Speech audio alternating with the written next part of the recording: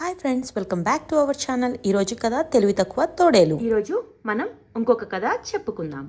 ఆ కథ పేరు ఏంటి అంటే తెలివి తక్కువ తోడేలు. తోడేలు అంటే ఏంటి? వూల్ఫ్. వూల్ఫ్ కదా. నిన్న కూడా మనం ఒక కథ చెప్పుకున్నాం కదా. ఈరోజు ఇంకొక కథ చెప్పుకుందాం. ఏం జరుగుతుంది అంటే ఈ స్టోరీలో అనగనగా ఒక ఊరిలో రాము అనే కుర్రవాడు ఉండేవాడంట.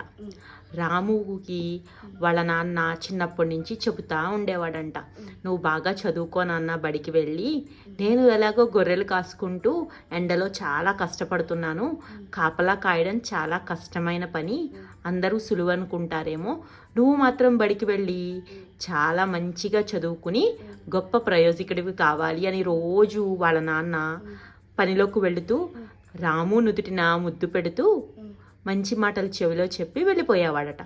రాము చాలా బద్ధకస్తుడు. లెగంగానే వాళ్ళ అమ్మకి నమస్కారం చేయడు, గుడ్ మార్నింగ్ లాంటివి ఏమీ చెప్పడు. టిఫిన్ అయ్యిందా, గబగబా పెట్టు, నేను స్కూల్కి వెళ్ళిపోవాలి అంటాడే కానీ స్కూల్కి వెళ్ళి క్లాస్లో ఎలాంటి పాఠాలు వినడు, అస్సలు వినడు. కిటికీలోంచి బయటికి చూస్తూ ఉంటాడు. చెప్పే పాఠం అస్సలు బుర్రలోకి ఎక్కించుకోడు. రాముకు ఈ ప్రతి పరీక్షలోనూ చాలా తక్కువ మార్కులు వస్తూ ఉండేవి. కానీ వాళ్ళ నాన్న రాముని ఏమీ అనేవాడు కాదు. సుందరానికి రాము అంటే చాలా ఇష్టం. అందుకే సుందరం రాముని ఏమీ అనేవాడు కాదు. కానీ వాళ్ళమ్మ అనిత కొద్దిగా చదువుకుంది. ఆవిడ చెబుతూ ఉండేది, రాము దారి తప్పుతున్నాడండి, దయచేసి గమనించండి అని చెప్పి. అయినా సుందరం చాలా ముద్దు చేసేవాడు. రాము ఏ బొమ్మలు అడిగితే ఆ బొమ్మలు తీసుకొని ఇచ్చేవాడు.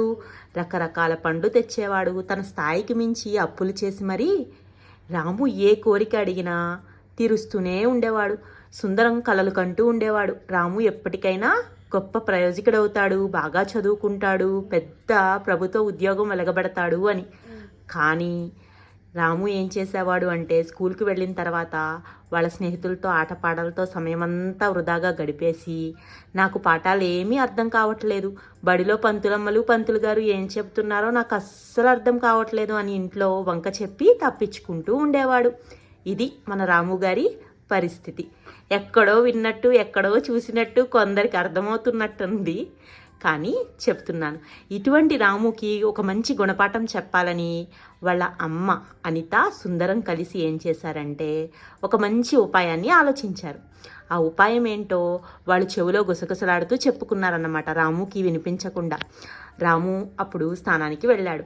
రాము వచ్చేసరికి సుందరం చెప్పడం మొదలుపెట్టాడు. ఏమనంటే, బాబు రాము, రేపు నాకు పక్క ఊరిలో చాలా పని ఉంది, కానీ నేను ఖచ్చితంగా వెళ్ళే తీరాలి. ఎందుకంటే వాళ్ళు డబ్బులు అప్పు ఇస్తామన్నారు. నువ్వు నీ పుట్టినరోజు పండక్కి కొత్త బట్టలు కొనమని చెప్పావు కదా, దానికి నా వద్ద సొమ్ము లేదు. ఆ సొమ్ము కావాలంటే నేను అప్పు తేవలసిందే. ఆ అప్పు పని మీద వెళుతున్నాను అని చెప్పాడంట. చెబితే రాము చాలా సంతోషంగా, అవునా నాన్నగారు, అయితే మీరు తొందరగా వెళ్ళి తొందరగా అప్పు తీసుకుని వచ్చేసి నాకు కొత్త బట్టలు కొనుక్కురండి, పట్టణం నుండి వస్తూ అని చెప్పాడంట.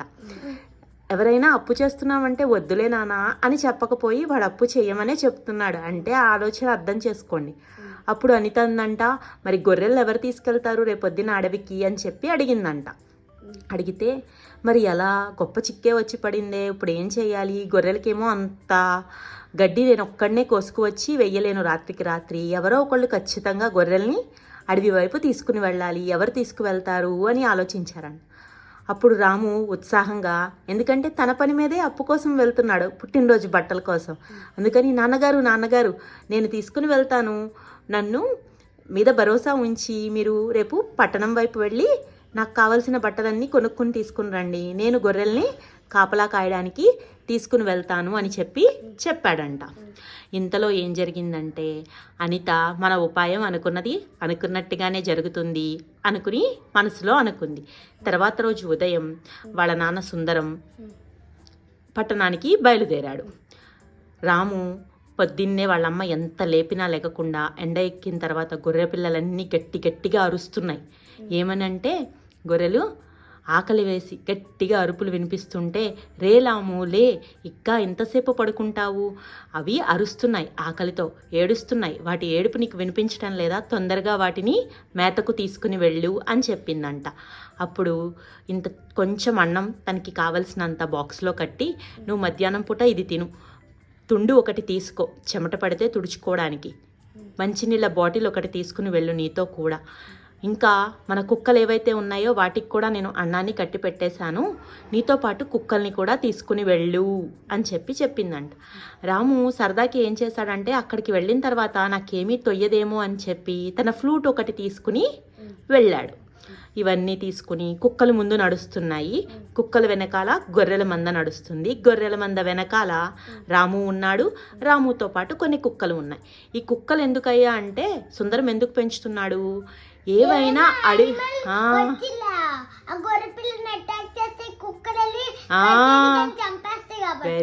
వెరీ గుడ్ రూపాకి భలే అర్థమవుతుంది స్టోరీ. అయితే అందుకోసమే కుక్కల్ని పెంచుకుంటున్నారు, అంటే కాపలా పర్పస్ మీద అన్నమాట. అవి అడవి కుక్కలు లెక్క అయితే అవి అడవిలో ఉండాలి, కానీ సుందరం చాలా తెలివైనవాడు.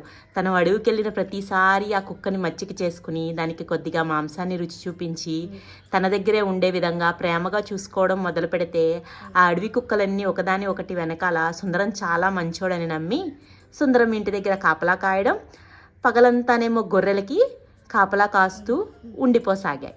ఈరోజు రాము వెళ్ళాడు. వెళ్ళిన తర్వాత ఏమీ చెయ్యకుండా గొర్రెలను అలా గాలికి వదిలేసి తను ఒక చెట్టు కింద పడుకొని విశ్రాంతి తీసుకోసాగాడు. కాసేపటి తర్వాత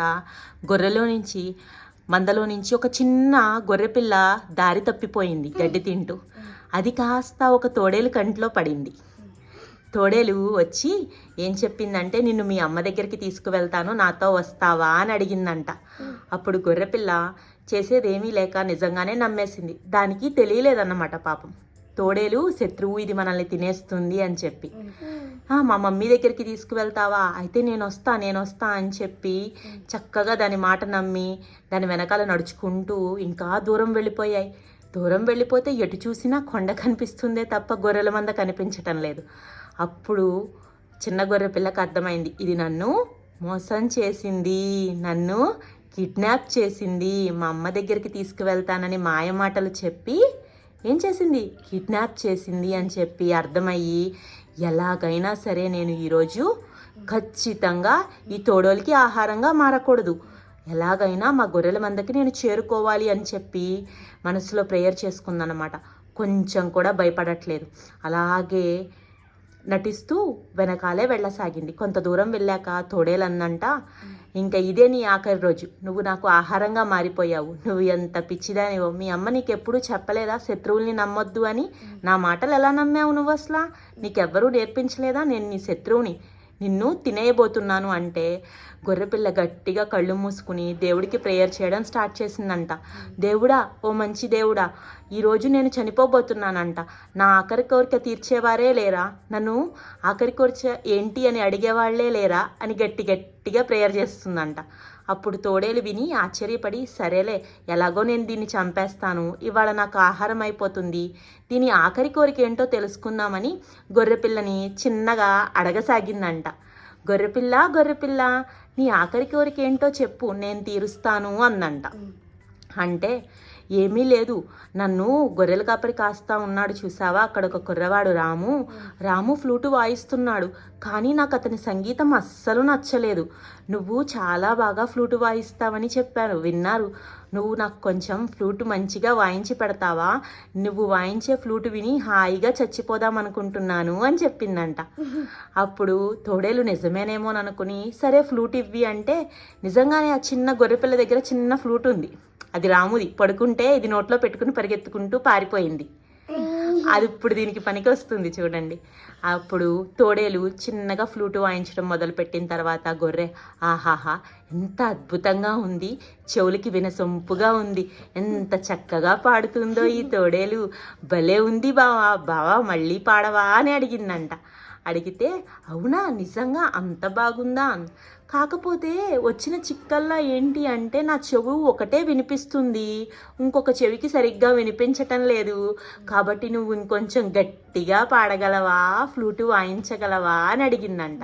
ఓ దాందేముంది, నేను చాలా గట్టిగా అరుస్తాను, నీకు తెలియదేమో కదా, ఇప్పుడు అలాగే చాలా గట్టిగా ఫ్లూటు కూడా వాయిస్తా, వింటావా అని చెప్పి స్టార్ట్ చేసిందంట.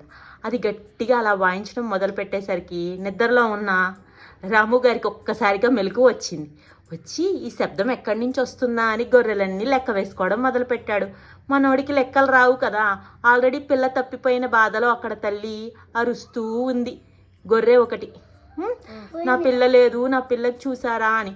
అప్పుడు కానీ రాము గారికి మన మొద్దు నిద్ర వదిలి తేరుకోలేదన్నమాట. పిల్ల తప్పిపోయిందని తెలిసి అక్కడ ఎక్కడి నుంచో శబ్దం వస్తుందని కుక్కలకి సైగ చేశాడు.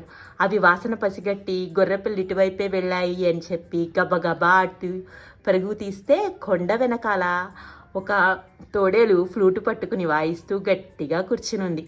అప్పుడు వీళ్ళని చూసిన వెంటనే రాము చేతిలో కర్ర, చుట్టూ 4-5 కుక్కలు, అవి కూడా వేట కుక్కలు. అవి చూడగానే తోడేలకి భయం పట్టుకుంది. గొర్రె పిల్లకి చాలా ఆనందం కలిగింది. అమ్మయ్య నన్ను కాపాడడానికి కుక్కలతో సహా రాము వచ్చేసాడు, ఇంకా నేను మా అమ్మ దగ్గరికి వెళ్ళిపోవచ్చు అని చెప్పి గెంతుకుంటూ గొర్రెల మంద దగ్గరికి వెళ్ళిపోయింది. టాటా బాయ్ బాయ్ అని చెప్పేసి తోడేలకి. నువ్వు నిజంగా తెలివి తక్కువ దానివి, నువ్వు నాకు ఒక చెవే వినిపిస్తుంది అని చెప్తే ఎలా నమ్మేశావు? నేను మా అమ్మ చెప్పిన మాటలు నమ్మావా అని అడిగావు కదా, నువ్వే నా మాటలు నమ్మేశావు అని చెప్పి నవ్వుకుంటూ అక్కడి నుంచి తోడేలకి బాయ్ చెప్పేసి గెంతుకుంటూ గొర్రెపిల్ల వెళ్ళిపోయింది. మనసుంటే మార్గం ఉంటుంది. ఎంత కష్టమైన పరిస్థితుల్లో అయినా సరే ఏదో ఒక చిన్న ఐడియా మనల్ని రక్షించుకోవడానికి యూజ్ చేసుకోవచ్చు. ఇక్కడ చిన్న ఫ్లూట్ ఇచ్చి కాస్త దాన్ని పొగిడేసి ఏం చేసింది గొర్రెపిల్ల అక్కడి నుంచి తప్పించుకుని పారిపోయింది. దాని ఇంటికి క్షేమంగా చేరింది. రాము ఆ రోజు ఇంటికి వెళ్ళిన తర్వాత జరిగిందంతా వాళ్ళ అమ్మకి చెప్పాడు. అప్పుడు రాముకి నిజంగా తెలిసొచ్చింది, ఎండలో మనం పని చేయలేము, ఎక్కువగా ఇలాంటి కష్టపడే పనులు కాదు, చదువుకుని ప్రయోజకుడు అవ్వాలి, అందుకే మా నాన్న నేను అడిగిందల్లా కొనిస్తున్నాడు.